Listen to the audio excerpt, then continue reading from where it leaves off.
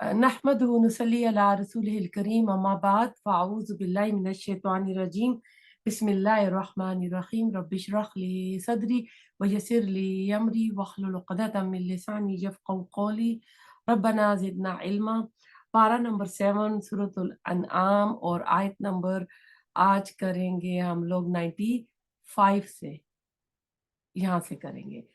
इन्ना बेशक लफ्जी तर्जमा, अल्लाह अल्लाह फालिकु फाड़ने वाला है, अलहब्बी दाने को, वन्नवा और गुठली को, युखरिजु वो निकालता है, अलहैया जिंदा को, मिनल मय्यते मुर्दा से, व मुखरिजु और निकालने वाला है, अल मय्यते मुर्दा को, मिनल हय्य जिंदा से।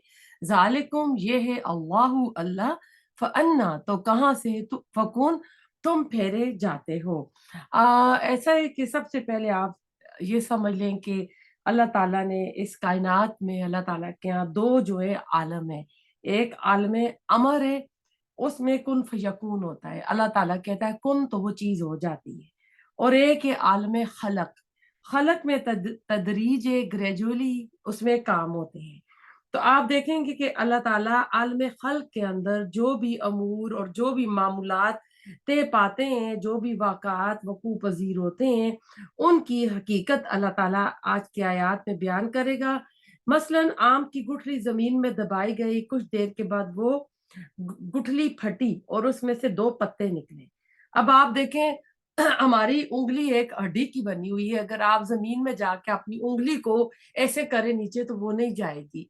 लेकिन हम जब कोई गुठली जमीन में दबा देते हैं तो वो जो दो नन्ही शुरू में दो कोंपलें निकलती हैं, इतनी नाजुक सी होती हैं कि उसके कितना ख्याल रखा जाता है। जो लोग जे करते हैं, बागबानी करते हैं या जो लोग सब्जियां लगाते हैं, तो आप हैरान हो गए कि वो इतनी नाजुक सी किस तरह जमीन की वो मुंह फाड़ के उसका सीना चीर के बाहर आ जाती हैं। तो ये अल्लाह ताला की कुदरत होती है ना।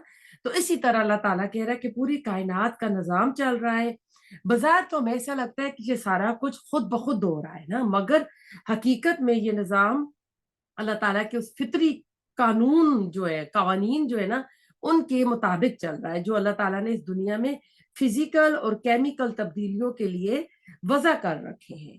इसलिए इस कायनात में वकू पजीर होने वाले हर छोटे बड़े मामले का फाइल हकीकी अल्लाह ताला है।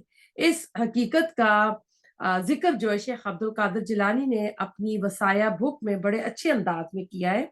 वो अपने बेटे को वसीयत करते हुए फरमाते हैं कि मेरे बच्चे, इस हकीकत को हर वक्त अपने दिमाग में हाजिर रखना, ला फ़अला फिल हकीकत वला मुक़सिर इल्लल्लाह, यानी हकीकत में फाइल और मौसिर अल्लाह के सिवा कोई नहीं है।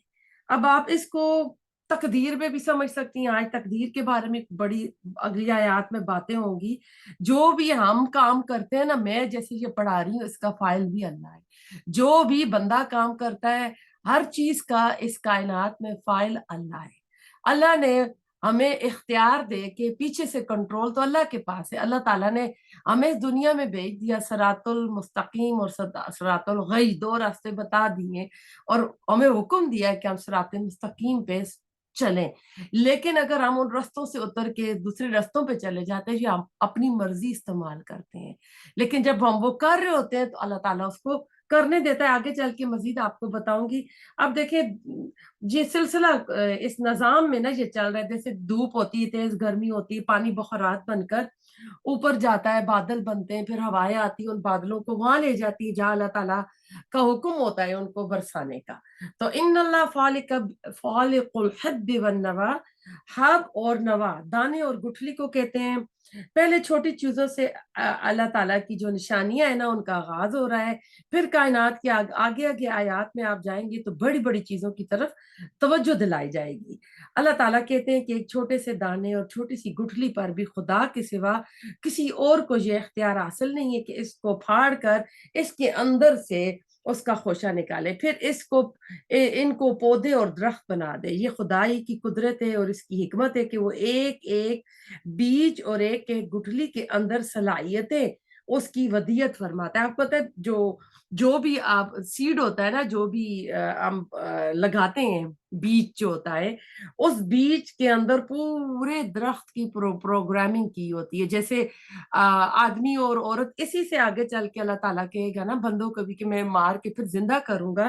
تو اللہ تعالیٰ اس میں ہمیں بتا رہا ہے کہ جس طرح تم ایک بیج بوتے ہو اور اس طرح ننی منی کونپلیں نکلتی ہیں، پھر درخت بنتا ہے، پھل لگتے ہیں، اسی طرح میاں بیوی کے ملنے سے ان کے جو ایگز اور جو ان کا سپرم ملتا ہے، تو اس کے اندر بھی جو جا کے ایگ ملتا ہے وہ پورا پروگرام کیا ہوتا ہے. لڑکی ہے، لڑکا ہے، اس کے اندر صلاحیتیں کیا ہوگی. بالکل یہ بیج بھی، ہر بیج کے اندر اس کی اپنی ساری صلاحیتیں اللہ تعالیٰ نے پروگرام کی ہوئی ہیں. پھر ان صلاحیتوں کو بروئے کار لانے کے لیے زمین، آسمان، بادل، ہوا، گرمی، سردی، خزاں، بہار، سب یہ اللہ تعالیٰ کے امر ہوتے ہیں. سب مل کر اس کی پرورش میں اپنا اپنا حصہ ادا کرتے ہیں. گویا زمین میں نشو نما پانے والا ایک ایک دانہ اپنے وجود سے اس بات کی گواہی دے رہا ہے کہ اس کے اختیار، یعنی اللہ تعالیٰ کے اختیار سے وہ وجود میں آیا ہے، کہ جس کے اختیار میں یہ پوری کائنات ہے.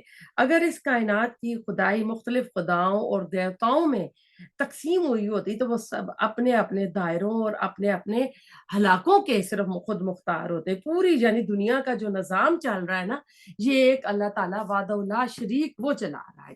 اب اللہ تعالیٰ اسی میں اپنے قانون کے بارے میں بتاتے ہیں کہ اللہ کے قانون سے کوئی چیز بھی باہر نہیں ہے. یخرج الحی من المیت و مخرج المیت من الحی. یعنی یہ ٹکڑا معمولی فرق کے ساتھ سورت آل عمران کی آیت نمبر 27 میں بھی گزر چکا ہے کہ یہ بے جان چیزوں سے زندگی کا جو اظہار، پھر زندگی کے اوپر موت اور فنا طاری ہونے کی ایک جامع تعبیر ہے. اس کا مشاہدہ نا ہم لوگ کائنات کے ہر گوشے میں ہر روز کرتے ہیں. اب آم کی بے جان گٹھلی جو تھی، بیج جو تھا، اور گیہوں کے جو بے جان دانے ہوتے ہیں، ہرا بھرا کھیت لہلہارا ہوتا ہے، پورے پودے بن جاتے ہیں، سبز و شاداب درخت بن جاتے ہیں. پھر خشکی اور مرونی طاری ہوتی ہے ان کے اوپر، یہاں تک کہ ایک دن وہ ختم ہو جاتا ہے. یہی چیز ہم انسانوں اور حیوانوں میں بھی کرتے ہیں، یہاں تک کہ قوموں اور ملتوں کے اندر بھی موت، زندگی، عروج، زوال کی یہ داستانیں برابر چلتی رہتی ہیں. کبھی دنیا میں سپر پاور کون ہوتا ہے، کبھی رشیا، آج امریکہ ہے، کل پتہ نہیں کون ہوگا. اسی طرح ہم دیکھتے ہیں ایک بچہ پیدا ہوتا ہے، تھوڑا بڑا ہوتا ہے، جوان ہوتا ہے، درمیانی عمر آتی ہے، بوڑھا ہوتا ہے، پھر وہ ختم ہو جاتا ہے. تو ایک قوم پر یعنی اللہ تعالیٰ، یعنی یہ اللہ تعالیٰ کا نظام اس دنیا میں چلا جا رہا ہے. موت اور زندگی کے اسی قانون سے کوئی بھاگ نہیں سکتا. اگر خدا کے سوا کسی اور کا بھی اس کائنات میں مالکانہ خود بھی کوئی بھی یعنی اختیار ہوتا تو کسی ایک یعنی گوشے میں اس قانون کو باطل کیوں نہ کر دیتا. اگر خدا سرے سے نہیں ہے بلکہ یہ سب کچھ اللہ تعالیٰ کر رہا ہے، یہ کوئی اندھی بہری طاقت کی بدولت نہیں ہو رہا ہے. اب اس میں عربی زبان کا ایک نکتہ آیا ہے. پہلے اللہ تعالیٰ نے فرمایا یخرج الحی من المیت، لیکن اسی کے ساتھ دوسرے ٹکڑے میں اللہ تعالیٰ نے اس اسلوب کو بدل دیا، مخرج المیت من الحی. مردہ سے زندہ کو نکالنے کے لیے اللہ تعالیٰ نے فعل کا استعمال کیا ہے جو صرف تصویر حال کا فائدہ دیتا ہے، لیکن زندہ سے مردہ کو برآمد کرنے کے لیے فاعل کا صیغہ اللہ تعالیٰ نے استعمال کیا. ایک جگہ اللہ تعالیٰ نے فعل کا صیغہ استعمال کیا ہے، دوسری جگہ مخرج فاعل آ گیا، نکالنے والا، جس کے اندر عزم، فیصلے کا مفہوم بھی چھپا ہوتا ہے. تو قدرت کا قانون ایسا اٹل ہے کہ وہ بہرحال اس کو موت میں تبدیل کر کے ہی رہتا ہے. یہاں ایک بہت ہی واضح ثبوت ہے کہ خدا کے سوا اس کائنات میں کسی کا کوئی دخل نہیں ہے. اگر ہے کسی کا تو وہ اپنی محبوب زندگی کو موت کے پنجے سے کیوں نہیں بچا لیتا. بڑے بڑے امام، بڑے بڑے جو قبر والے جو ولی ہیں، وہ اپنے آپ کو، کیونکہ زندگی ہر کسی کو پیاری ہوتی ہے نا، تو یہی مضمون سورۃ واقعہ میں آیا ہے، فلولا ان کنتم غیر مدینین تو ترجعونہا ان کنتم صادقین. اگر تم کسی کے محکوم نہیں ہو تو پھر اپنی خلق میں آئی ہوئی جان کو واپس کیوں نہیں لوٹا دیتے اگر تم سچے ہو. عام طور پر لوگوں نے اس آیت کو انڈے اور مرغی اور انڈے کی حقیقت تاکہ محدود رکھا، لیکن اوپر کی جو یہ بتائی گئی یہ بات نا، یہ تعبیر قدرت کے ان قوانین کی جو اس نے بے جان چیزوں کے اندر زندگی اور جاندار چیزوں کے اندر موت کو اللہ تعالیٰ نے پروگرام کر رکھا ہے، جن کو صرف قدرت ہی بروئے کار لاتی اور جن کی گرفت سے کوئی بھی نہیں اس سے آزاد۔ تو اللہ تعالیٰ اب کہتے ہیں نا، ایک قدم صحیح ہے دوسرا قدم غلط ہے۔ ذالکم اللہ فانا تؤفکون، ذالکم اللہ ربکم، وہی اللہ تمہارا رب ہے۔ اگر اس جملے کی تفسیر جو دوسرے جملے کی روشنی میں کی جائے تو ماننا پڑے گا کہ یہاں پر خبر جو ہے وہ چھپی ہوئی محذوف ہے۔ اگر اسی کو پورا جملہ مانا جائے تو بلکہ یہ ہوگا کہ ہر چیز کا خالق بھی اسی کو مانتے تھے، لیکن اس کے ساتھ ساتھ شرک بھی کرتے تھے۔ مکہ والوں کی طرف اشارہ ہے۔ مکہ والے اب کیا کرتے تھے؟ اہل عرب کو نا، وہ جو بھی پوچھو نا کہتے تھے ہاں اللہ نے بنایا، یہ اللہ نے بنایا، سارا جو قدرت کا کرشمہ ہے وہ اللہ تعالیٰ ہی کر رہا ہے۔ لیکن پھر کہتے ہیں کہ پھر تم یہ دیوی دیوتا لات منات عزا یہ کہاں سے تم گھڑ کے لے آتے ہو نا؟ تمہاری عقل میں کیوں نہیں یہ بات سماتی؟ تم ایسی حرکت کیوں کرتے ہو؟ پھر اس میں ایک اور اشارہ دلیل معاد کی طرف ہے کہ دوبارہ اللہ تعالیٰ مار کے زندہ کرے گا۔ تو اللہ تعالیٰ نے وہ بھی اس میں کیا کہ جیسے بندہ مر جاتا ہے، گل سڑ جاتا ہے، تو اللہ تعالیٰ جس طرح گٹھلی اور دانہ زمین میں سڑ گل کر عرصے نو زندہ ہوتا ہے، اسی طرح زمین میں جو ہم انسان دفن ہوتے ہیں اللہ تعالیٰ ان کو دوبارہ ضرور قیامت کے دن حساب کتاب کے لیے اللہ تعالیٰ ان کو ضرور زندہ کھڑا کرے گا اور پوچھے گا کہ تم نے دنیا میں کیا کیا کیا ہے۔ یعنی ایک تو حقوق اللہ اور ایک حقوق العباد ہے۔ اب حقوق اللہ تو اللہ معاف کر سکتا ہے، حقوق العباد معاف نہیں ہو سکتے ہیں۔ وہ قبر کے عذاب میں بھی چلیں گے، آخرت کے دن میں بھی چلیں گے، تو اس لیے ہوشمندی کی زندگی گزارنی چاہیے۔ اپنی جو بھی ہم نیکیاں کرتے ہیں، عبادات کرتے ہیں، ہم میں سے کوئی نہیں چاہتا کہ ہم یہ کسی اور کو دے دیں۔ تو اس لیے جب بھی بات کریں سوچ سمجھ کے کریں کہ کسی جگہ ہم کسی کی حق تلفی تو نہیں کر رہے ہیں۔ آیت نمبر 66، فالقو پھاڑنے والا ہے، الاصباح صبح کا، وجعل اور اس نے بنایا، اللیلہ رات کو، سکنن باعث سکون، والشمس اور سورج کو، والقمر اور چاند کو، حسبانہ حساب کا ذریعہ، ذالکہ یہ، تقدیر اندازہ العزیز بہت زبردست کا، العلیم بہت علم والے کا۔ اب آپ دیکھیں اس آیت میں بھی اللہ تعالیٰ زمین کے بعد اللہ تعالیٰ کہہ رہا ہے کہ ایک نظر اٹھا کر آسمان کی طرف دیکھو، یعنی وہی خدا جس کی شانیں زمین کے اندر دفن ہونے والے دانے اور گٹھلی کے اندر یوں نمایاں ہوتی ہیں، ذرا نگاہ اٹھا کر اس کی شانیں آسمان میں بھی دیکھو۔ وہ جس طرح گٹھلی کو پھاڑ کر اس کے اندر سے درخت پیدا کر دیتا ہے، اسی طرح وہ رات کے اندھیرے کو چاک کر کے اس کے اندر سے صبح کو نمودار کر دیتا ہے۔ پھر فرمایا اس نے رات کو تمہارے لیے سکون بخشنے والی اور تمہاری تکلیف کو دور کرنے والی بنایا، تمہاری دن کی تھکاوٹ کو تم اس میں دن کی ماندگی دور کرتے ہو، اور تمہاری جو آپ کو پتا ہے کہ ہمارے جو جتنے بھی ٹیشوز ڈیمیج ہوتے رہتے ہیں رات کو وہ ریپیئر ہوتے ہیں سونے سے، اعصاب جو ہوتے ہیں انسان کے جو ہوتے ہیں تازہ دم ہوتے ہیں۔ تو اس سے یہ اشارہ خود بخود نکل آیا کہ وہ رات کے بعد صبح اس لیے پیدا کرتا ہے کہ تم اس میں اپنی طلب اور جستجو کی سرگرمیوں میں مصروف ہو جاؤ اور اپنی معاش کے لیے کوشش کرو۔ اسی مضمون کو دوسری طرح یوں بھی بیان فرمایا، وَجَعَلْنَا نَوْمَكُمْ سُبَاتًا وَجَعَلْنَا اللَّيْلَ لِبَاسًا وَجَعَلْنَا النَّهَارَ مَعَاشًا، سورۃ النبأ 32 میں۔ ہم نے تمہاری نیند کو تمہارے لیے واضح یعنی تھکاوٹ دور کرنے کے لیے بنایا، شب کو تمہارے لیے پردہ پوش بنایا، دن کو اصول معاش کی سرگرمیوں کے لیے بنایا۔ مطلب یہ ہے کہ صبح شام دن اور رات کی اس نوعیت پر غور کرو۔ تمہاری عقل میں یہ بات کیوں نہیں آتی کہ صبح کا لانے والا کوئی اور ہے اور شام کا لانے والا کوئی اور دن کا پیدا کرنے والا کوئی اور ہے اور رات کا پیدا کرنے والا کوئی اور ہے؟ یہ بات قبول کرتی ہے کہ صبح اور شام رات اور دن سب اللہ ہی کے حکم سے آتے جاتے ہیں۔ اگر دن کا خالق کوئی اور رات کا خالق کوئی اور ہوتا تو ان دنوں میں وہ موافقت اور سازگاری نہ ہوتی۔ رات تمہارے لیے رات کا بستر بچاتی ہے، میٹھی نیند لے کر سکون سے ہوتے، اور دن تمہارے لیے دن کے کاموں کے لیے ہوتا ہے، معاش اور میت کی راستے یہ کھول دیتا ہے۔ تو اس میں جو والشمس والقمر حسبان آیا ہے نا، ایک بے مثال منصوبہ بندی اللہ بتا رہا ہے کہ دن اور رات کے بعد اب یہ رات اور دن کے اندر ظاہر ہونے والی دو بڑی نشانیاں سورج اور چاند ہیں۔ فرمایا ان کو دیکھو، ان کے لیے قدرت کا ٹھہرایا ہوا ایک ضابطہ، ایک نظام میں اوقات ہے. سورج کے ساتھ ہمارے وقت لگے ہوئے ہیں نا، مجال نہیں ہے کہ یہ اپنے حد سے تجاوز کر سکے. یعنی جو اللہ تعالیٰ نے بنایا، پورے سال کا آپ کیلنڈر دیکھ لیں، جتنے گھنٹے کا دن ہے، جتنی راتیں اتنی ہی ہوتی ہیں. ایسا نہیں ہوا کہ کسی سال ان کے تناسب میں کوئی فرق آیا ہو. اسی سے دن، مہینے اور سال بنتے، انہی سے موسموں کا تغیر یعنی تبدیلی وجود میں آتی ہے. پھر یہ کہ آسمان میں اور پوری وفاداری اور پابندی ہے. یعنی یہ قدرت کی جتنی بھی آپ دیکھیں چیزیں، تو ان کے اندر آپ کو اللہ تعالیٰ کی فرما برداری نظر آئے گی. کسی جگہ بھی آپ کو طغیانی یا سرکشی نظر نہیں آئے گی، یا اپنی مرضی نہیں آئے گی. صرف جن اور انسان جو ہے نا، وہ اپنی مرضی کرتے ہیں. اللہ تعالیٰ کہتے ہیں کہ پوری کائنات میں نے انسان کے لیے بنائی اور جنوں انسوں کو اپنی عبادت کے لیے بنایا.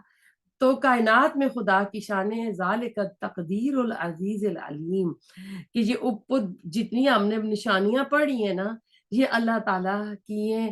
ہر اس شخص کے دل کی آواز ہے جو اس نظام کائنات پر اگر عقل سلیم اور قلب سلیم کے ساتھ غور و فکر کرتا ہے. جس کی عقل سلیم ہے، وہ جب اس نظام اور اس کی بے پایاں برکات پر غور کرتا ہے، تو بے تحاشا اس کی زبان سے یہ گواہی نکلتی ہے کہ یہ ساری منصوبہ بندی خدائے عزیز اور علیم ہی کی ہے. یہ یعنی جو بھی اللہ تعالیٰ کر رہا ہے اس کائنات میں، سب کچھ اللہ تعالیٰ کر رہا ہے. اس کائنات میں ہم دیکھتے ہیں کہ اللہ تعالیٰ نے کچھ توحید کی جو ہے نا گواہیاں دی ہیں. نمبر 1 یہ کہ سورج اور چاند خدائی، یعنی یہ سورج اور چاند خود بہت بڑی طاقتیں ہیں، لیکن اللہ تعالیٰ کی خدائی میں ان کا کوئی دخل نہیں ہے. اس کا کارخانہ کائنات میں ان کی حیثیت صرف ان کل پرزوں کی ہے. جیسے کوئی ایک مشین بناتا ہے تو اس کے اندر پرزے ہوتے ہیں نا، تو یہ کائنات کے ایک طرح سے پرزے ہیں جن کو ایک عزیز اور علیم نے ان کے مقام پر فٹ کیا ہوا، اور یہ اپنی جو اللہ تعالیٰ نے ان کے اوپر فرض کی ہوئی ہے خدمت، وہ پابندی کے ساتھ دے رہے ہیں. دوسری کائنات میں نشانی یہ کہ یہ کارخانہ متضاد اور مختلف دیوتاؤں کی کوئی آماجگاہ نہیں ہے، بلکہ اس کے اندر اللہ تعالیٰ نے جو ازداد رکھی، متضاد چیزیں رکھی، ان کے اندر حیرت انگیزی اور سازگاری ہے. ان کی بامی سازگاری اس بات کی گواہ ہے کہ ایک ہی خدا، وہ قہر بھی ہے اور قیوم بھی ہے. ایک ہی رب عزیز بھی اور علیم بھی ہے. یعنی اللہ تعالیٰ کی حکمتوں کا نظر آتا ہے. تیسری چیز یہ کہ یہ کارخانہ کسی کھلنڈرے کا کھیل تماشا نہیں ہے، بلکہ اس کے ہر گوشے میں اس کے بنانے والے کی قدرت اور حکمت اور اس کی علم کی شہادت ملتی ہے، جو اس بات کا ثبوت دیتی ہے کہ اس کے پیچھے ایک عظیم مقصد ہے جس کا ظہور میں آنا ضروری تھا. اس وجہ سے ضروری ہے کہ اس کے بعد ایک روز جزا اور سزا آئے جس میں حکمت واضح ہو جائے. چوتھی چیز جو آئی ہے گواہی اللہ تعالیٰ کی قدرت کی، توحید کی، یہ کہ دنیا کسی کباڑیے کی دکان یا کوئی کسی کے مال کا گودام نہیں، جس میں کسی چیز کا کوئی کرینہ نہ ہو، طریقہ نہ ہو، بلکہ اس میں نہایت حیرت انگیز پلاننگ ہے. ہر چیز کے لیے اللہ تعالیٰ نے ایک مقررہ جگہ کی ہے. ہر حرکت اور ہر گردش جو ہو رہی ہے وہ اپنے مقررہ جو اللہ نے مقرر کی اس کے مطابق ہو رہی ہے. ہر عمل کے ظہور کے لیے لگے بندے ضابطے اور قاعدے ہیں. ہر آزادی اور ہر پابندی کے لیے معلوم اور معروف اللہ تعالیٰ نے حدیں اور قیدیں رکھی ہوئی ہیں. اس سے اشارہ نکلتا ہے کہ اس جہاں کے خالق کی مرضی انسانوں کے لیے بھی یہی ہے کہ وہ شتر بے معار کی طرح زندگی نہ گزارے، بلکہ اس کی ہدایت، اس کے احکام کے تحت اپنی زندگی بسر کرے، تاکہ ان کی زندگی اس پورے کارخانے سے ہم آہنگ ہو. یعنی یہ پوری کائنات جس طرح فرما برداری سے چل رہی ہے نا، ہم بھی اسی فرما برداری سے چلیں. لیکن آپ دیکھا جائے تو سورۃ روم میں آتا ہے کہ تری اور خوشی میں انسانوں کے گناہوں کی وجہ سے، نافرمانیوں کی وجہ سے ایک طوفان برپا ہوا ہے. کائنات کی ہر چیز جو ہے وہ بڑے آرام سے اپنا کام کر رہی ہے. سورۃ رحمان میں آتا ہے شمس والقمر بحسبان.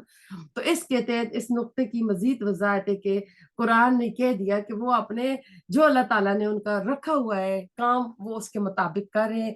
ایک ہم انسان ہے کہ ہم کو جو مل گئی ہے اپنی مرضی کا، اللہ تعالیٰ نے جو ہمیں دے دیا ہے اختیار، اس کا ہم غلط فائدہ اٹھا رہے ہیں. لفظ تقدیر کا مفہوم بھی اس میں آتا ہے. اب تقدیر کیا ہے؟ تقدیر کے جو ہے نا 4 ارکان ہیں، 4 پلرز ہیں. नंबर वन इल्म है, नॉलेज। नंबर दो राइटिंग है। अल्लाह का जितना नॉलेज थी, अल्लाह की नॉलेज जो है ये समझ लें कंप्लीट है और कदीम है। इंसान का इल्म जो है अनकम्प्लीट और वो जदीद है, अल्लाह ताला का कदीम है। फिर अल्लाह ताला ने उसको लिख दिया, राइटिंग जो भी था। अल्लाह ताला ने इंसानों की पैदाइश से 50,000 साल पहले कलम बनाया, कलम को हुक्म दिया, उसे तमाम इंसानों की तकदीरें लिख दी थी। नंबर तीन विल है, इरादा। और इस इरादे में एक इरादा अल्लाह का है, एक इंसान का है। तो अब अल्लाह का तो इरादा ये है कि हर बंदा नेक काम करे, हर बंदा मोमिन हो। जन्नत अल्लाह ने बनाई, अल्लाह तो चाहता है कि हर बंदा जन्नती हो। लेकिन अल्लाह ताला की मशीयत भी है के साथ में ना। तो अल्लाह ताला फिर क्या है कि जो चौथा पिलर आ जाता है कि लेट इट हैपन, कि वो जो काम अब अल्लाह ताला ने हमें ना तकदीर के पट्टे हमारे गलों में डाल दिए और इख्तियार हमें दे दिया है।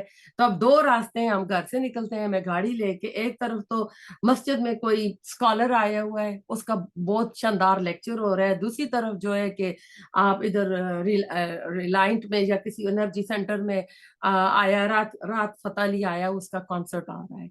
अब मैं कहाँ जाती हूँ, मैं कौन सा रास्ता चूज करती हूँ, ठीक है ना। ये होता है कि अब मैं निकली हूँ, एक इरादा अल्लाह का। अल्लाह ने तो अपनी पूरी जो प्रोग्रामिंग हमारे अंदर अपनी पहचान की, हमारी फितरत में अल्लाह ताला ने पहचान रखी हुई है। लेकिन क्योंकि शैतान ने भी वादे किए हुए हैं, फिर कुछ दोस्त शैतान नमा होते हैं, फिर इस तरह की कंपनीज मिल जाती हैं, तो बंदा उस सीधे रास्ते से हट के गलत रास्तों पे चला जाता है। अब मैं निकलती हूँ तो मेरे दो रास्ते हैं। मैं एक रास्ता जो उठाती हूँ, नेकी का रास्ता उठाती हूँ, वो मैंने पिक किया, अल्लाह ताला उसको फिर चलने उसके ऊपर चला देता है। इसी तरह एक बंदा किसी को कत्ल करने निकलता है, जिना करने निकलता है, डाका डालने निकलता है, तो अब अल्लाह ताला गन पॉइंट पे आके तो किसी को रोकता नहीं है कि ये काम ना करो, उसके इरादे पे चलने देता है। अब अल्लाह का जब वो काम करता है तो अल्लाह भी उसके काम में फाइल बन जाता है ना। जो भी काम है हमारे हर फेल का फाइल अल्लाह ताला है। तो फिर लेट इट हैपन, यानी अल्लाह ताला उसको फिर होने देता है कि अब कर ले जो इसने करना है। तो ये अब आपको तकदीर भी इसमें समझ आ गई होगी। आयत नंबर 97 पे चलते, मैं देखती हूँ कोई और मेरे पास इसमें 96 आयत में कोई और पॉइंट है तो मैं आपको बता दें। हाँ, ये तस्कीर बिल अला इल्ला की मिसालें दी हैं जो अल्लाह ताला कायनात की बताता है ना, कि अल्लाह ताला ने सूरज चांद को बनाया। तो ये एक लगा बंधा निजाम है जिसके तहत सूरज चांद और दीगर अजराम फल्की जो है गर्दिश कर रहे हैं। इसी निजाम से दिन रात बनते हैं और इसी से महीने और साल वजूद में आते हैं। ये अल्लाह ताला का मुकर्रर किया हुआ एक अंदाजा है उस हस्ती का जो जबरदस्त भी है और जानने वाला भी है। आयत नंबर 97, वहुवल्लज़ी, और वही है कौन, अल्लाह ताला, अल्लज़ी जिसने जाअला बनाए लकुम तुम्हारे लिए अन्नुजूमा, नजम की जमा सितारे, लितहतदू ताकि तुम राह पा जाओ, बिहा इनके जरिए, फी जुलुमात तारिकियों में, अलबर्र खुशकी की, वल बहर और समंदर की, कद तहकीक, फसलना खोल कर बयान कर दी हमने, अल आयात आयात को, लिकौमिन इन लोगों के लिए, यालमून जो इल्म रखते हैं। अब 97 आयत में देखें, लफ्ज आयात के मुख्तलिफ मानी जो है ना, आपको आप पता है कि आयात में कायनात की चीजें भी आ जाती हैं, कुरानी आयात भी आ जाती हैं, और इंसान का अपना नफ्स भी आ जाता है। अल्लाह ताला ने इसके अंदर भी निशानियां रखी हुई हैं, क्योंकि हर निशानी इस चीज की दलील होती है जिसकी वो निशानी होती है। जैसे कहते हैं ना कि निशानी, जब आपको किसी ने कोई गिफ्ट दिया होता है, आप खोलते हैं तो आपको उसकी याद आ जाती है, वो टाइम भी याद आ जाता है कि वो फलां जगह फलां वक्त उसने दिया था। तो इसके यानी मानी यानी दलीलें बहुत सारी बन जाती हैं। तो यहाँ मुराद यानी दलाइल भी होंगी। अल्लाह ताला की हर निशानी अपने अंदर बहुत सारे पहलू रखती है। इस वजह से निशानियों की तफसील जो है वो हम जब से कुरान पढ़ रहे हैं बताते ही रहते हैं। तो इसमें एक इशारा भी है किसके लिए, जो कुरैश के मुनकरीन थे, इनकार करने वाले थे, मक्का वाले, उनके लिए भी है कि वो कुरान पर ईमान लाने के लिए ये शर्त ठहराते थे नबी सल्लल्लाहु अलैहि वसल्लम से कि कोई निशानी दिखाए तो हम ईमान लाएंगे। निशानी से मुराद वो कोई महसूस मुआवजा लेते थे। इस इनकी इसी जहनियत को पेश नजर रखते हुए अगर निशानियों की तलब है तो अकल और दिल को मुतमीन करने वाली निशानियां अल्लाह ताला ने जो आज हम पढ़ रहे हैं, अल्लाह ताला ने बता दिए कि इन पे ऊपर गौर फिक्र नहीं करते हो, तुम तो हर रोज इन निशानियों का मुशाहिदा करते हो।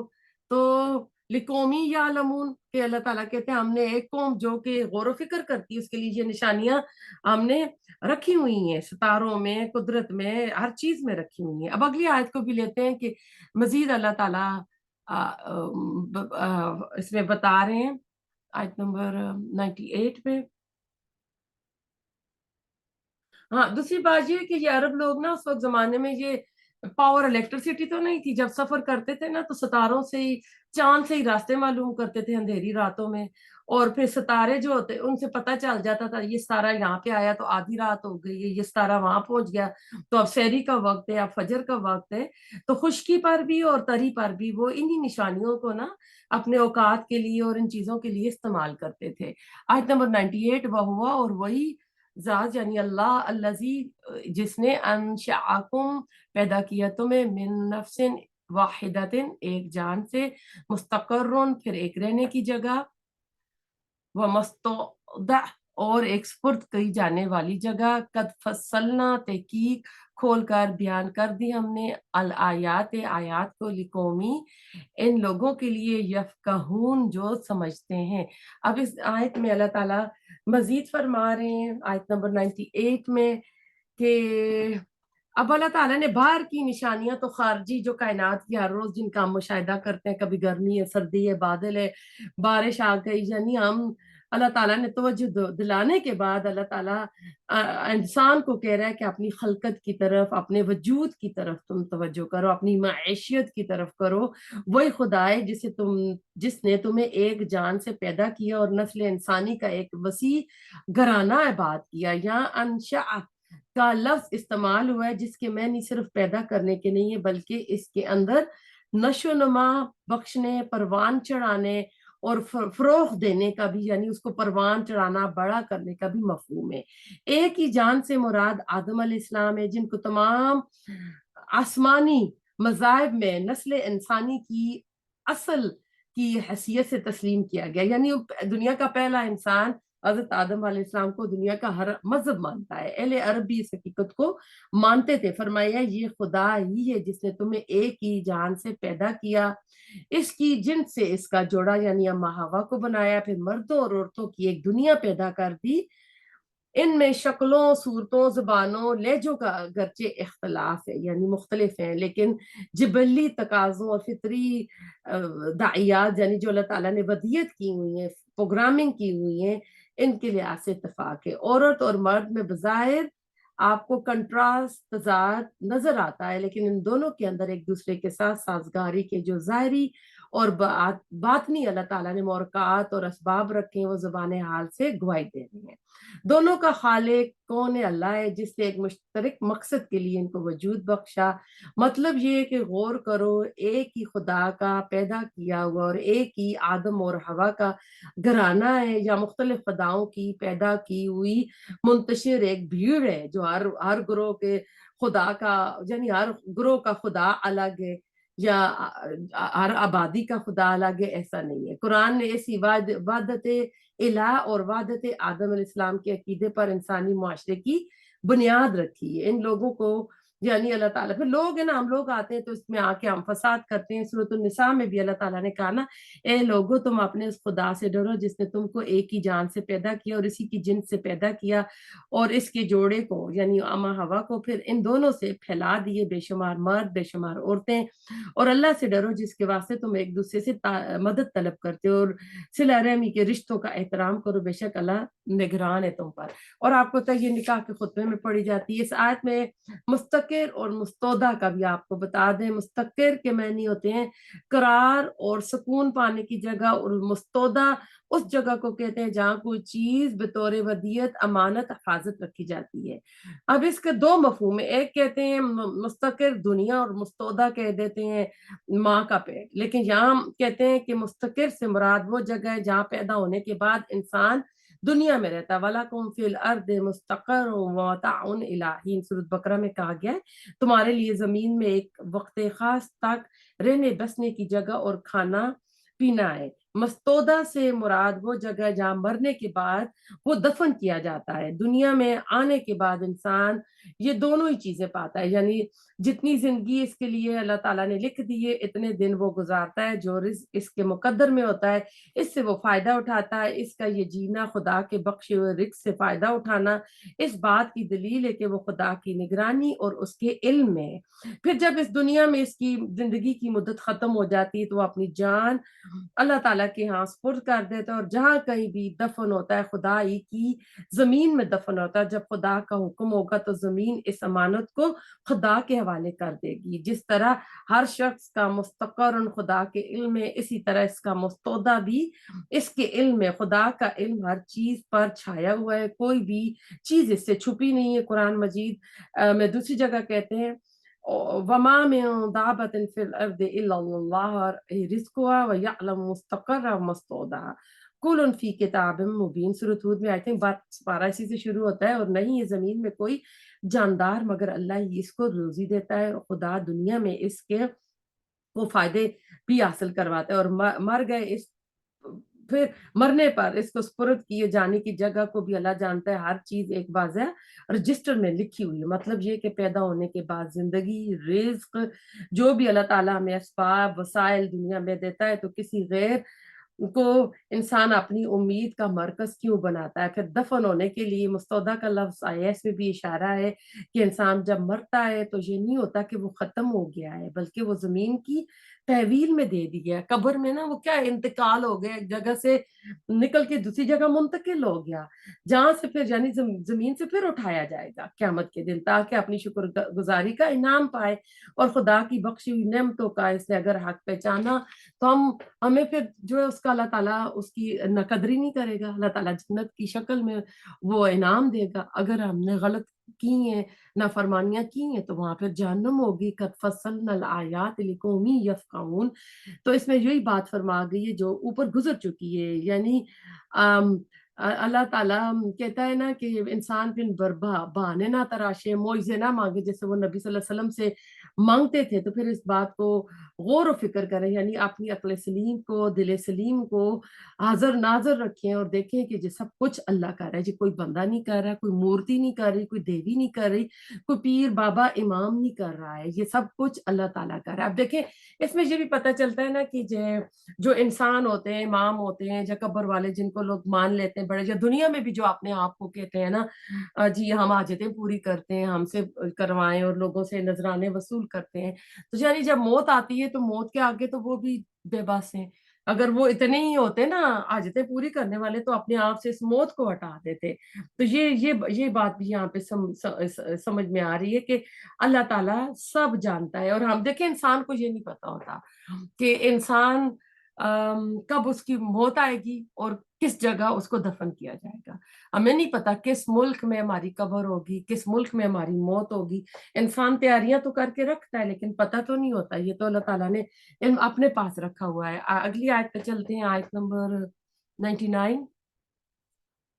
وَهُوَ الَّذِي، اور وہی ہے ذات جس نے انزلہ اتارا من السماء، آسمان سے، مان پانی، فاخرجنا، پھر نکالی ہم نے بھی ساتھ اس کے، نباتا پیداوار، کل شین ہر چیز کی، فاخرجنا پھر نکالا ہم نے، منہ اس سے، خضرن سبزہ، نخرجو ہم نکالتے ہیں، منہ اس سے، حبن دانے کو، متراقبن تہبتے، ومن النخل اور کھجوروں سے، من طلعہا ان کے شگوفوں سے، کنوان گوشیں، دانیتن جھکے ہوئے، و جناتن اور باغات ہیں، من اعناب انگوروں کے، و زیتون و زیتون کے، و رمانہ اور انار کے، متشابہن ملتے جلتے، وغیرہ اور نہیں بھی متشابہ ملتے جلتے، انظروا دیکھو، الی ثمرہ اس کے پھل کے، اذا جب اسمرا وہ پھل لائے، وینعہ اور اس کے پکنے کو، انا بے شک، فی ذالکم اس میں، لآیات البتہ نشانیاں ہیں،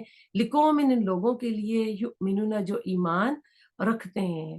اس میں بھی اللہ تعالیٰ نے بہت ساری اپنی ربوبیت کی نشانیاں دی ہیں کہ وہی اللہ ہے جو آسمان سے پانی برساتا ہے، یعنی خدا کی رحمت، ربوبیت، قدرت، حکمت، توحید اور معاد کے آثار اور دلائل اللہ تعالیٰ دے کے انسانوں کو توجہ دلا رہا ہے کہ قدم قدم پر تمہیں یہ ساری چیزیں نظر آتی ہیں، تم اللہ تعالیٰ کی توحید پر غور و فکر نہیں کرتے. یہ بادلوں کا آنا جانا، یہ نیلے بادل ہیں، کبھی کالی گٹاج آ جاتی ہے، فرمایا وہی خدا ہے جو آسمان سے بارش برساتا ہے اور اس سے ہر چیز کو اللہ تعالیٰ زندگی بخشتا ہے. اب دیکھیں پانی کے ساتھ ہر چیز کی زندگی ہے نا. جب بارشیں نہیں ہو رہی تھی ابھی پچھلے دنوں، ہمارے بیک یارڈ فرنٹ یارڈ کا کیا حال ہو گیا تھا، کس طرح گھاس جل رہی تھی، پودے جل رہے تھے.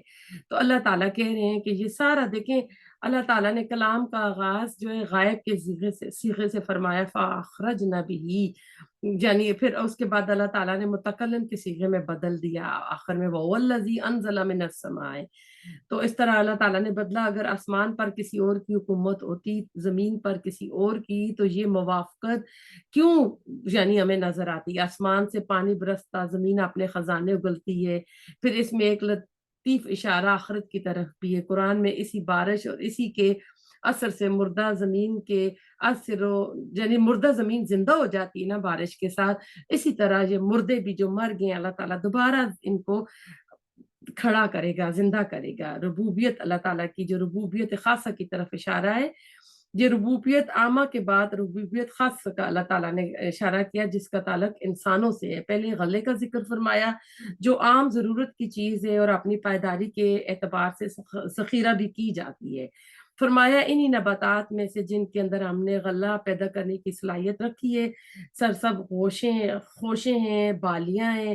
اللہ تعالیٰ کی قدرت اور حکمت سے تے برتے یعنی دانے اوپر نیچے جمے ہوتے ہیں. جیسے آپ یہ کون کے ہوتے ہیں کھاتے ہیں، کون سویٹ کون جو ہوتے ہیں، اس کے بھٹے جو ہوتے ہیں، اسی طرح تمہارے بوئے ہوئے ایک دانے پر سینکڑوں دانوں کا اضافہ اللہ تعالیٰ کر کے تمہیں لٹاتا ہے. تم غور کرو، یہ سب کچھ خود بخود نہیں ہو رہا ہے، کسی اندھی بہری قوت کا یہ کوئی مظاہرہ نہیں ہے. یہ ایک حکیم قدیر دانا بصیر اللہ تعالیٰ کی طرف سے اتنے یعنی اللہ تعالیٰ بتا رہے. پھر اللہ تعالیٰ کہتے ہیں وَمِنَ النَّخْلِ مِن طَلْعِهَا قِنْوَانٌ دَانِيَةٌ وَجَنَّاتٍ مِّنْ أَعْنَابٍ. ان دونوں ٹکڑوں میں فعل محذوب ہے، پہلے میں مجہول دوسرے میں معروف. غلے کے بعد اب یہ پھلوں کا ذکر فرمایا. پہلے کھجور کو لیا کیونکہ اہل عرب کے ہاں یہ عام پھل تھا، کھجوریں زیادہ لگتی تھی، اور جس قوم پہ قرآن نازل ہو رہا تھا ظاہر ہے ان کو وہی چیز بتانی تھی. تو اللہ تعالیٰ نے ان کے یعنی کھجور کے درخت کس طرح لگتا ہے، کس طرح کھجوریں اس کے ساتھ لٹکتی ہیں، یہ ساری کاریگری اگر انسان دیکھ رہا ہے تو اس کی تکمیل میں پختگی میں اللہ تعالیٰ کی قدرت ہے. یعنی اس کے اندر اللہ تعالیٰ یہ سارا کچھ کر رہا ہے. اس کی قدرت، حکمت، اس کی رحمت اور ربوبیت ہے اس کے اندر سب کچھ نا. اگر ہم غور کریں تو یہ سب کچھ اللہ تعالیٰ کر رہا ہے. اب دیکھا جائے تو اللہ تعالیٰ کہہ رہا ہے زمین سے پانی برسایا. پانی ایک ہے، مٹی بھی ہے کہ براؤن کلر کی. یہ تو خاصیتیں ہوا ہو گئی، روشنی ہو گئی سورج کی، کیونکہ یہ سب پودوں کے لیے پیداوار کے لیے یہ بہت ضروری ہوتا ہے روشنی کا، سورج کی روشنی کا ہونا اور پانی کا ملنا، ہواؤں کا ہونا. یہ سب تو ایک ہے، لیکن اللہ تعالیٰ کہہ رہا ہے کہ تم غور و فکر کرو. بیج جو ہے ان کے اندر اللہ تعالیٰ نے جیسے کہ میں نے آپ کو پچھلی آیت میں بتایا کہ سارا وہ پودا پروگرام کیا ہوتا ہے، کس کلر کا ہوگا، پھل کس کلر کے نکلیں گے، پھول کس طرح کے لگیں گے. تو یہ زمین، ہوائیں جو ہیں، بارش کا پانی، ان کے اندر تو یہ رنگ برنگی رنگ نہیں ہے، ان کے اندر تو ذائقے نہیں ہیں. تو یہ کون دے رہا ہے؟ آپ ایک طرف آپ مرچیں لگا رہے ہیں، دوسری طرف آپ نے اگر مینگوز لگائے ہوئے یا انگور لگائے ہوئے تو انگور کو، آم کو مٹھاس کون دے رہا ہے؟ اور مرچیں لگائی ہوئی تو مرچوں کو وہ اللہ تعالیٰ جو دے رہا ہے کرواہٹ کون دے رہا ہے؟ زمین کے اندر تو یہ خاصیت نہیں ہے، یہ سب کچھ اللہ تعالیٰ دے رہا ہے نا. تو اللہ تعالیٰ یہ کہہ رہے ہیں. اب نہ یہ سائنس کا کوئی عجیب اندھا پن ہے کہ یہ سائنس کر رہی ہے، لیکن یہ سائنس بھی اللہ تعالیٰ کی، جو اللہ تعالیٰ نے اس کائنات میں یہ نظام رکھا ہوا ہے. تو اللہ تعالیٰ کہہ رہا ہے کہ اس کے اوپر تم غور و فکر نہیں کرتے، یعنی روز اپنے ہاتھوں سے توڑتے ہو، کھاتے ہو.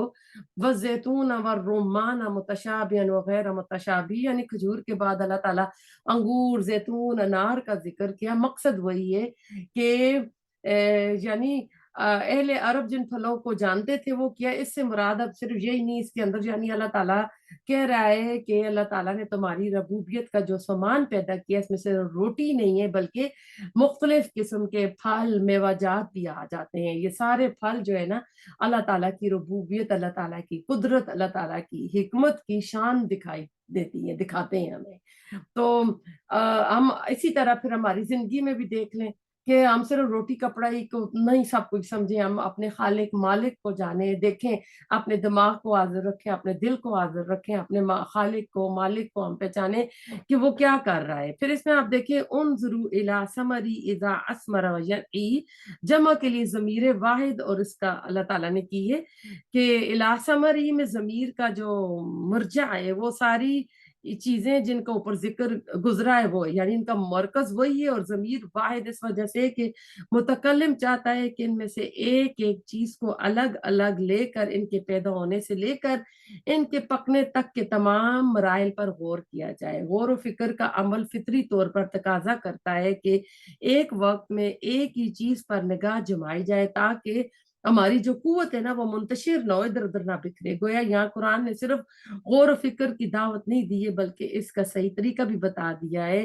کہ وَيَنْعِي کے بعد اِذَا يَنْعَى جو آیا ہے اس میں بھی عربی زبان کا ایک اسلوب ہے۔ بعض اوقات ایسے مقابل الفاظ حذف کر دیے جاتے ہیں، عربی زبان کا ایک اسلوب ہوتا ہے اِذَا ثَمَرِي کے بعد اِذَا أَثْمَرَ موجود، اس کے اندر موجود ہے۔ ہونا تو یہ چاہیے نا کہ جب وہ پھل، یعنی اذا اسمر آیا ہے تو ہونا تو یہ ینعی کے بعد اذا ینعا کہنے کی ضرورت باقی نہیں رہتی ہے۔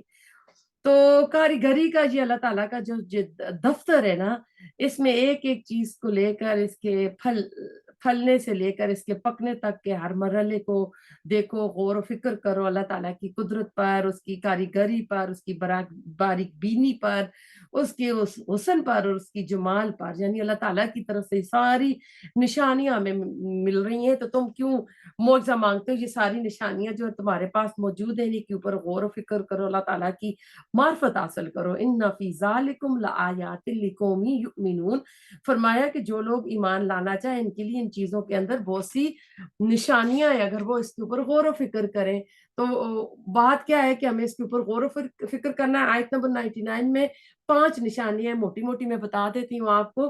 پہلی چیز یہ سمجھ کے میں آتی ہے کتنی حکمتوں سے یہ دنیا جو اللہ تعالیٰ نے بنائی، یہ آپ وجود میں نہیں آئی، اللہ تعالیٰ کے کلمہ کن سے آئی ہے۔ یہ کسی اندھی بحری قوت کا کرشمہ نہیں ہے بلکہ اس کے ذرے ذرے کے اندر بے پایہ قدرت اور بے نہایت اللہ تعالیٰ نے حکمت اور نشانیاں رکھی ہے جو آپ نے زبان حال سے ہمیں بتا دی ہے۔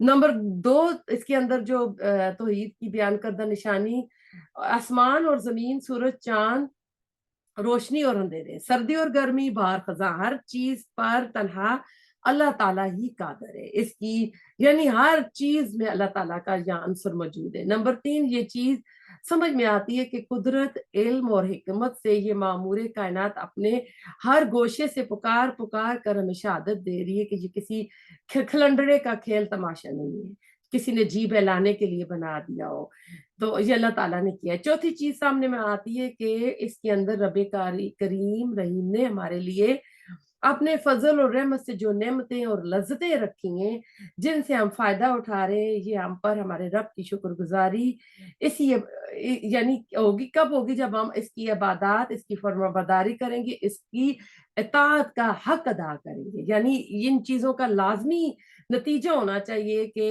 ہم اللہ تعالیٰ کی فرما برداری کریں، جن چیزوں کا حکم دیا ہے وہ کریں، برائیوں سے منع کریں۔ پھر اس چیز کا بھی پھر لازمی یہ تقاضا ہوتا ہے نا کہ ایک طرف بندہ اپنی من چاہی زندگی کا گزار رہا ہے اور دوسرا بندہ رب چاہی زندگی گزار رہا ہے، تو اس میں پھر ہم نے دیکھتے ہیں نا کہ پھر بندہ چاہتا ہے کہ ایک دن حساب کتاب کا بھی ہو کہ ہم اللہ تعالیٰ کے سامنے حساب دے سکیں۔ پانچویں حقیقت جو واضح ہوتی ہے جس میں پروردگار عالم کا یہ عالم ہے کہ اس نے ہمارے اندر جو طلب اور جو بھی پروگرام رکھا ہے اس کا ہمارے گرد و پیش میں بہتر سے بہتر اللہ تعالیٰ نے جواب دے دیا۔ یعنی بھوک دی ہے تو اللہ تعالیٰ نے خزاں بھی دی ہے، پیاس دی ہے تو پانی بھی دیا ہے، ذائقہ مختلف چاہیے تو اللہ تعالیٰ نے مختلف طرح کے لوازمات رکھ دیے ہیں، نظر کو آنکھوں کو دیکھنے کے لیے پھول، باغات، پہاڑ، یہ ساری چیزیں آپ دیکھیں ارد گرد کائنات میں جو رکھی ہیں جہاں ہم جاتے ہیں سیر و تفریح کے لیے، یہ انسان کی جستجو، انسان کی یعنی اللہ تعالیٰ نے اس کی روحانی جسمانی تشنگی کو دور کرنے کا سامان اللہ تعالیٰ نے رکھا ہوا ہے۔ آج نمبر 100 پہ چلتے ہیں۔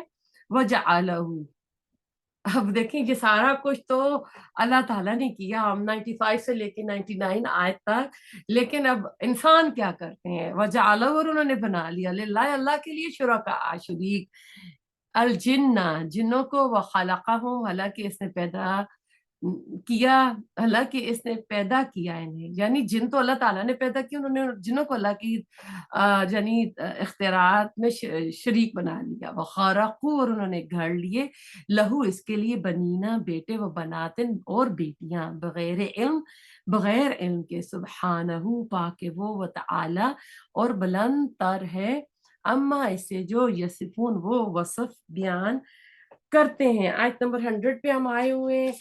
یعنی کائنات کی ایک ایک چیز تو خدا اور اس کی صفات کے متعلق ہمیں گواہیاں دے رہی ہے، شہادتیں دے رہی ہے، لیکن ان لوگوں کا دیکھیں بیوقوفانہ پن، ان کی بیوقوفی دیکھیں، یہ جنات کو بھی اللہ تعالیٰ کے اختیارات میں شامل کرتے ہیں۔ اب اہل عرب جو جن چیزوں کا شریک خدا کو مانتے ہیں، ان میں کون کون تھے؟ فرشتے تھے، جنات تھے اور ستارے تھے، جو پچھلی آیات میں ہم نے ستاروں کا پڑھا، لیکن یہاں سب سے پہلے جنات کا ذکر کر کے قرآن نے شرک کے انتہائی جو گندے پن تھا اس کو واضح کیا ہے کہ کہاں خدا کی وہ شان جو بیان ہوئی ہیں، شانیں بلکہ بیان ہوئی ہیں، اور کہاں ان فضول لوگوں کی فضول دیکھیں کہ یہ تو شیطان کو بھی خدا کا شریک بنا دیتے ہیں۔ یہاں پر یہ بات بھی ہے کہ اہل عرب جنات کی پرستش اسی قسم کے تصورات کے تحت کرتے تھے، جس قسم کے تصورات کے تحت عام طور پر حال کی مشرق قومیں، جو آج کل کی مشرق قومیں بھوت پریت کو پوجا کرتی ہیں، فلاں وادی کا جن، فلاں فلاں درخت کی بھوتنی ہے، فلاں ٹیلے کا بھوت ہے، یعنی آج کل ہمارے یہاں بھی یہ چیز پائی جاتی ہے۔ عام طور ان کی آفتوں سے پھر محفوظ رہنے کے لیے ان درختوں پر، ان ٹیلوں پر چڑھاوے نظریں قربانیاں پیش کی جاتی ہیں، بعض یعنی اتنے خطرناک سمجھے جاتے ہیں، ان کو راضی کرنے کے لیے نا اب اگلے آیات میں مزید بیان کیا جائے گا، وہ نیکسٹ ویک ہم کریں گے۔ تو ہمیں اب پتہ چل رہا ہے کہ شرک کی کوئی دلیل نہیں ہے۔ وہ خلقہم میں واو حالیہ ہے، اس کی حیثیت کلام کے بیچ میں جمعہ معترضہ کی آئی ہے۔ یہ بات اتنی گنونی تھی کہ اس کی نفی کر دی گئی۔ یہ لوگ جنوں کو خدا کا شریک بناتے ہیں، حالانکہ خدا ہی نے ان کو پیدا کیا ہے، خدائی کی پیدا کی ہوئی کوئی چیز آخر اس کی خدائی میں شریک کیسے ہو سکتی ہے؟ یہ بات واضح ہے۔ اہل عرب ساری کائنات کا خالق اللہ کو مانتے تھے، اس اعتبار سے ان کا یہ عقیدہ اصل عقیدے سے صرف اتنا ہی تضاد نہیں رکھتا، بلکہ یہ تضاد بہت بھونڈے قسم کا تھا۔ آخر خدا اپنی دنیا پیدا کر کے اس کو اپنی ہی پیدا کیے ہوئے جنوں کے رحم و کرم پر کیوں چھوڑتا؟ وَغَرَقُوا لَهُ بَنِينَ وَبَنَاتٍ بِغَيْرِ علم۔ غرق القذب کے معنی جھوٹ گڑنے، جھوٹ تراشنے کے ہیں۔ اہل عرب فرشتوں کو خدا کی بیٹیوں کا درجہ دیتے تھے، اور اس وہم کی بنا پر ان کی مورتیاں بنا کر دیویوں کی حیثیت سے ان کی پوجا کرتے تھے، اور دیویاں زیادہ تر ان کی مونس ہی ہوتی تھی۔ یہاں پر یعنی اصل زیر بحث مشرکین عرب ہی ہیں، لیکن بیٹیوں کے ساتھ بیٹوں کا ذکر کر کے خدا نے کلام میں وسعت پیدا کر دی۔ اس طرح ان قوموں کے عقائد کی بھی تردید ہوتی ہے، جو خدا کے لیے بیٹے مانتی تھی، جن کی ایک مثال عیسیٰ کی ہے، بغیر علم کا مطلب آیا ہے، یعنی عیسیٰ علیہ السلام کو اللہ کا بیٹا بنا دیا، یعنی بغیر عقلی اور نقلی دلیل کے ایسا کرتے ہیں۔ دوسری جگہ بغیر سلطان آتا ہوں، جہاں خدا کا تعلق، یعنی وہ اللہ تعالیٰ نے یہ لفظ استعمال کیا ہے۔ خدا کو مانے بغیر نہ اس کائنات کا معاملہ حل ہوتا ہے، نہ عقل اور فطرت کا کوئی اطمینان نصیب ہوتا ہے۔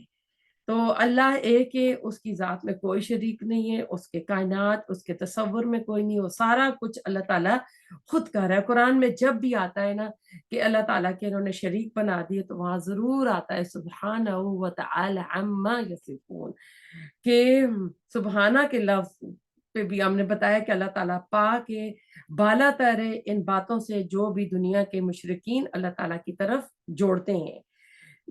بظاہر تو ایک کلام ہے، لیکن غور کریں اس کے اندر توحید کی بہت بڑی دلیل بھی ہے۔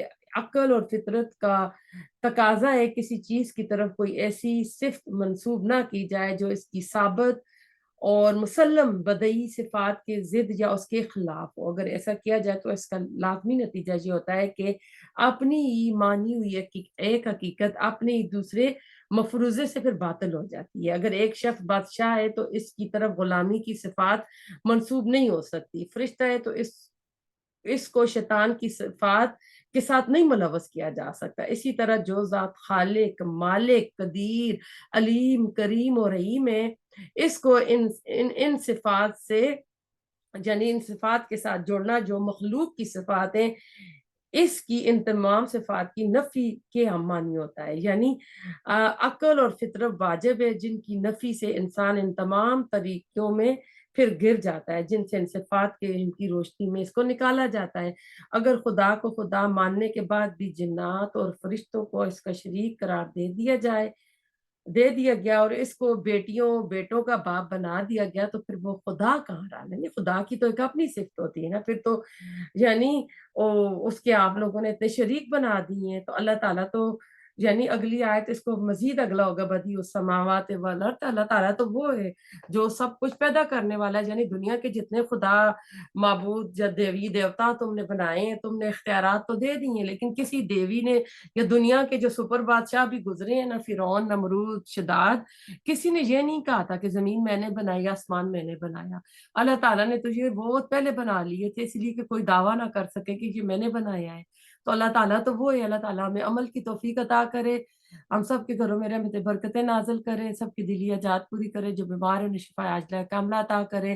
ربنا تقبل منا انک انت السمیع العلیم وتب علینا انک انت التواب الرحیم۔ سبحانک اللہم وبحمدک نشہد ان لا الہ الا انت نستغفرک ونتوب الیک۔